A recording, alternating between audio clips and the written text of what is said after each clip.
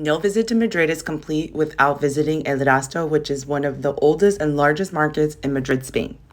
The market takes place every Sunday and public holiday along the Ribero de Cortedores and surrounding the streets in the neighborhood of La Latina and Lavapiés.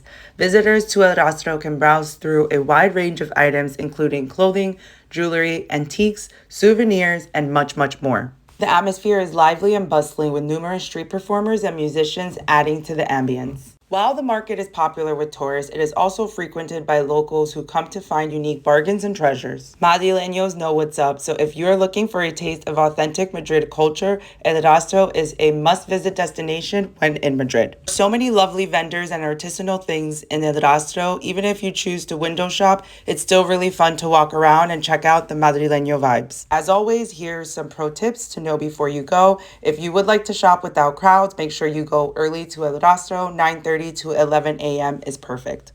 And another pro tip, make sure to pay super close attention to your belongings. Pickpocketing is a thing everywhere in Europe, and this market is no different.